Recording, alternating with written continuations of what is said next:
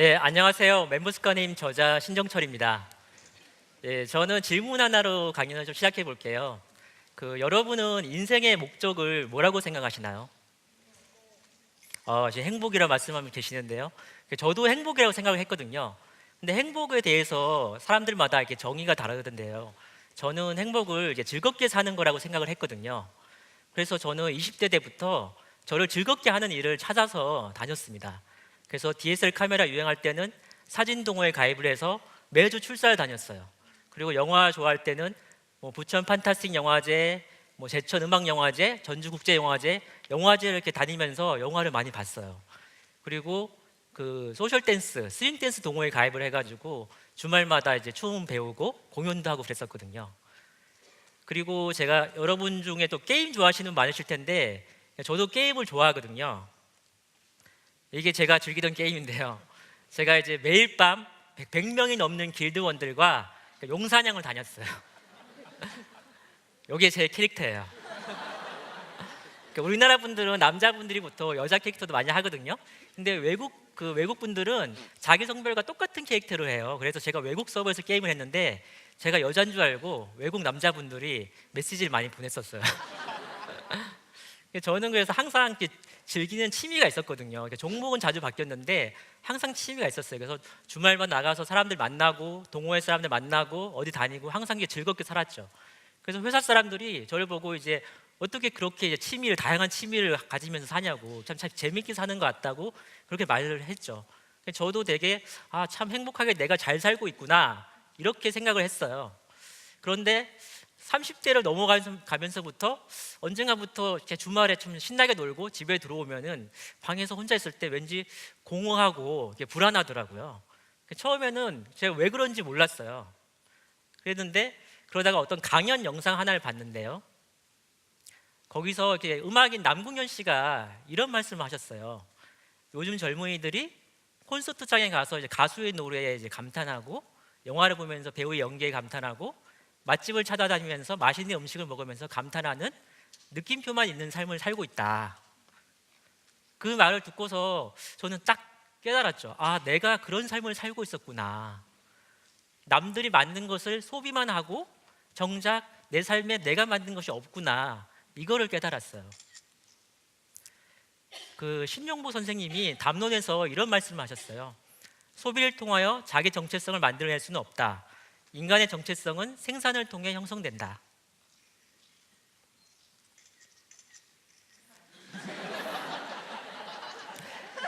감탄하는 삶은 그때는 행복할지 몰라도 공허합니다. 왜 그러냐면은 감탄은 그 순간에 행복할지라도 제 인생이 달라지는 것이 없으니까요. 제 삶의 가치는 달라지는 것이 없기 때문입니다. 그래서 제가 내 삶에 느낌표만 있는 삶을 살고 있구나 깨닫고 나서 이런 생각을 했어요. 앞으로는 내 거를 좀 만들어 봐야겠다. 그래서 처음 시도해 본 게 블로그를 한번 해보려고 했어요. 그래가지고 블로그에 글을 써보려고 했는데 여기 보면 등록된 포스트가 없습니다 나오죠. 이게 5줄을 못 쓰겠더라고요. 이게 쓰려고 하는데 쓰려고 몇 번 시도하다가 결국 포기하고 방치했어요. 그래서 저기 지금 철거 중이라고 돼 있어요. 그래서 제가 여러분 저 보시기에 공부 잘하게 생겼나요? 네. 제가 학교 때 별명이 똘똘이 스머프였어요. 저 원래 공부 이렇게 좋아하진 않는데 이렇게 많은 분들이 저를 보면 공부 잘하게 생겼다고 이렇게 말씀을 하시더라고요. 그래서 고마운 면도 있는데 저 실제로 약간 공부를 좀 잘했습니다. 학교 때. 근데 학교 때 공부를 잘했어도 사회에 나오고 나니까 이 블로그에 제 생각을 담은 글 하나를 쓰지 못하겠는 거예요. 그래서 제가 생각해 본 게 우리가 학교 때 배웠던 그런 주입식, 암기식 공부로는 내 것을 만들 수가 없구나. 남이 만든 지식을 머릿속에 억지로 집어넣는 것만으로는 내 것을 만들 수가 없구나였어요. 그리고 그것도 남이 만든 지식을 억지로 집어넣어도 금방 사라지죠. 벼락치기 공부했다가 시험 끝나면은 머릿속에 지우개가 싹 지우잖아요. 그래서 학교 때 우리가 했던 그런 암기식 공부로는 내 것을 만들 수가 없다는 것을 저는 깨달았습니다. 그러던 어느 날 제가 노트를 한 권을 구입을 했어요. 그리고 메모를 시작했습니다. 그래서 책을 읽으면서 줄쳤던 문장을 노트에 옮겨 적고 그 부분을 읽으면서 떠오른 생각들을 노트에 이렇게 메모를 했어요. 그러니까 책 내용을 이제 그림으로 이제 표현하기도 했고요. 블로그에 글을 쓰기 전에 생각 정리하기 위해서 메모도 했습니다. 그리고 이제 세미나 같은 걸 들어갔어도 그 전까지는 그냥 이제 막연히 이렇게 듣고 있었는데 이때부터는 노트를 펼치고 강사분이 말씀하시는 걸 열심히 받아 적었어요. 이렇게 2년을 꾸준히 제가 메모를 했거든요. 이렇게 2년 동안 꾸준히 메모하다 보니까 신기한 일이 벌어졌어요. 제가 이제 노트에 메모한 내용을 가지고 글을 쓰기 시작한 거예요. 이거는 이제 미생의 윤태호 작가님의 강연을 들어가서 제가 메모한 건데요.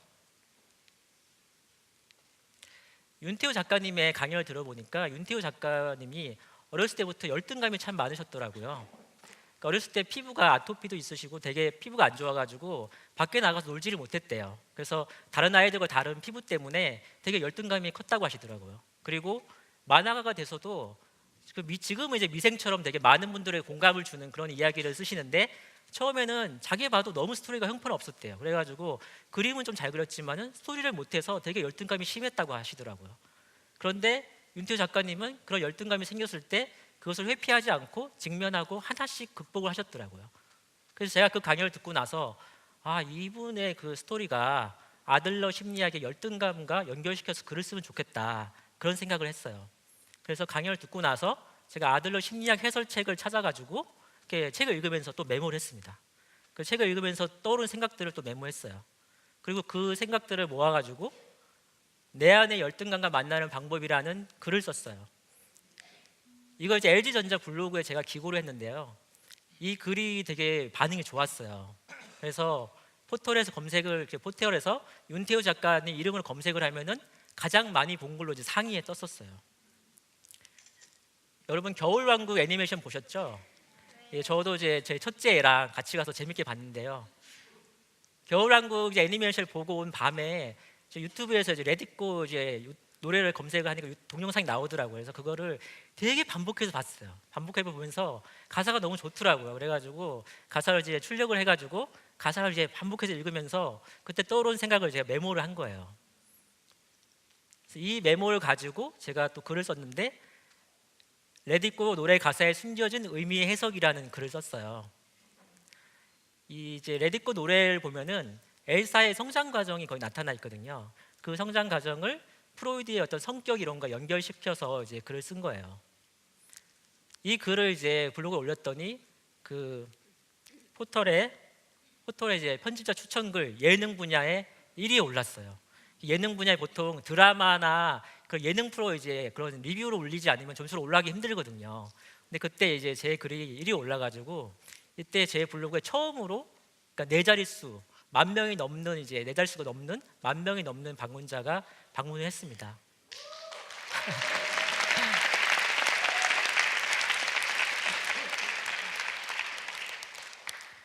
그래서 제가 이제 노트에 메모를 하면서부터 신기하게도 블로그에 쓰는 글이 읽어주는 분들이 많이 늘어나는 거예요. 그 전까지는 방문자 수가 한 2자리밖에 안 됐거든요. 2~3자리.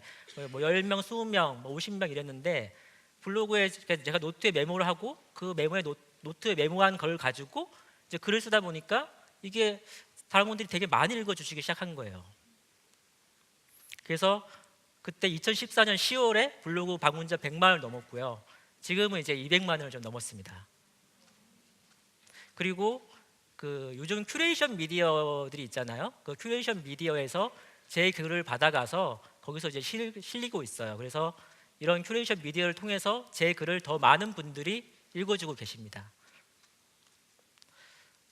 그래서 제가 메모를 하면서 느꼈던 것이 메모를 하면서 제가 그 전까지는 남들이 만든 것을 소비만 하고 있었는데 그러니까 정보의 소비자에서 생산자로 제가 변했다는 것을 느낄 수가 있었어요. 근데 메모가 어떻게 이제 솔직히 메모 누구나 다 알고 있는 거잖아요. 누구나 쉽게 할 수 있는 건데 메모가 어떻게 이런 변화를 만들었을까? 그 이유를 좀 말씀드릴게요. 앞에서 제가 이제 느낌표만 있는 삶을 제가 살았다고 말씀드렸잖아요. 메모가 느낌표만 있는 삶에 빠진 것 하나를 채워줬기 때문인데요. 그게 무엇일까요? 예, 여기 잘하시네요. 예, 물음표였어요. 남들이 만든 것을 그냥 받아들이면은 내 것을 만들 수가 없습니다. 남들이 만든 것에 질문하고 물음표를 가지고 질문하고 거기에 자기의 생각을 더할 때 자기만의 컨텐츠를 만들 수 있다는 것을 저는 깨달았습니다. 글쓰기를 예로 들어볼게요. 그러니까 글을 쓰는 사람과 쓰지 못하는 사람의 차이가 뭔지 아시나요? 그 사람 안에 축적된 생각의 양입니다. 글은 생각이 축적되었을 때 비로소 나오거든요. 글쓰기 책을 열심히 읽는다고 글 쓸 수 있는 게 아니에요. 그 사람 내면에 표현하고 싶은 생각이 가득 차 있어야지 글이 나옵니다. 그리고 그래서 평소에 떠오르는 생각이든지 그런 것들을 수집을 해둬야 돼요. 그리고 그 생각을 수집하는 도구가 바로 메모였던 거죠. 책에 있는 정보라든지 학교에서 우리가 배우는 지식은 외부의 자극이에요. 그 외부 자극에 대한 반응, 나의 생각을 수집하고 체계화할 때 그때 비로소 나만의 지식이 만들어집니다. 그 생각을 수집하기 위해서 필요한 것이 바로 메모예요. 진짜 공부는 외부 자극을 머릿속에다가 막 집어넣는 게 아니라 외부 자극에 대한 나의 반응, 생각을 차곡차곡 쌓는 것입니다. 이렇게 나의 생각을 수집할 때 나만의 컨텐츠를 만들 수가 있어요. 그래서 예로부터 자기만의 컨텐츠를 만들고 글을 썼던 분들은 메모를 강조했어요. 그래서 다윈이라든지 몽테뉴, 정약용 같은 분들은 메모를 열심히 했죠. 예로부터 그러니까 창작하는 사람, 글을 쓰는 사람들은 공공연한 비밀이 바로 메모였습니다. 그래서 제가 가져왔는데요. 이 그림에 있는 노트인데요. 저는 이 노트에 이제 제 생각을 이렇게 수집을 했어요. 그래서 이 노트에 제 떠오른 생각을 이렇게 메모를 해두면은 그 생각을 씨앗을 심어두면은 시간이 지나면서 그 생각이 자라나서 한 편의 글이 되고 그 글이 모여서 제가 책까지 쓰게 되었습니다.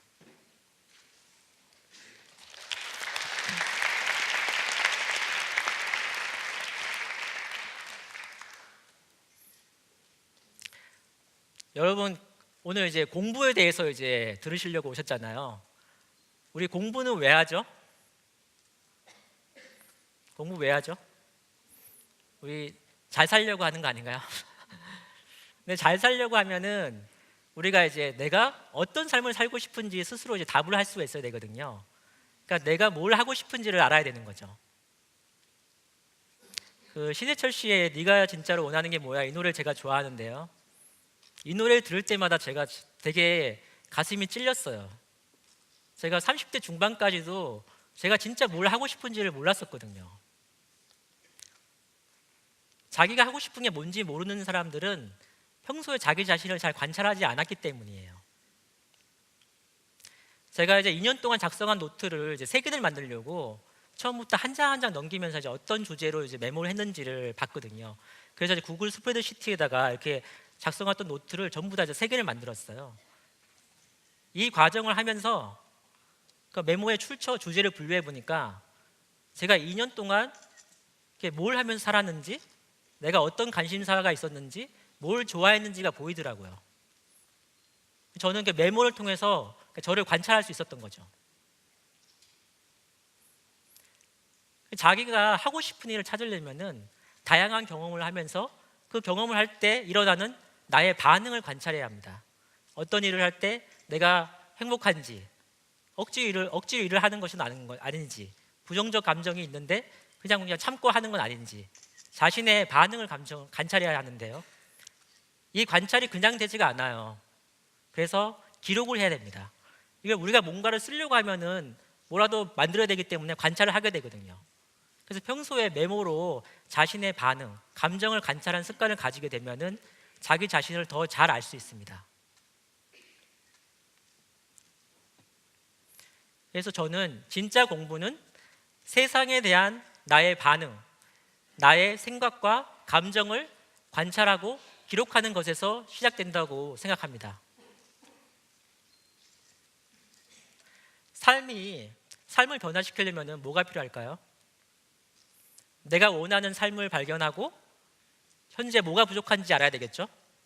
그러려면은 현재 내가 살고 있는 그 모습을 먼저 바라볼 수 있어야 되거든요. 그러려면 관찰을 해야 되는 거죠. 그래서 이제 기록을 통해서 현재 나를 바라볼 수 있어야 하는 겁니다. 메모에 숨겨진 힘은 삶의 관찰자로 만들어 준다는 겁니다. 삶을 성장시키는 공부를 하고 싶으면 뭐부터 해야 될까요? 자신의 생각과 감정을 관찰하는 습관부터 만들어야 합니다. 그래서 저는 오늘 이제 진짜 공부를 이제 배우러 오신 여러분께 삶을 성장시키는 공부를 하기 위해서 평소 일상에서 매 순간 여러분의 생각과 감정을 관찰하고 기록하는 습관을 만들어 보시기를 권해드리고 싶습니다. 예, 경청해 주셔서 감사합니다.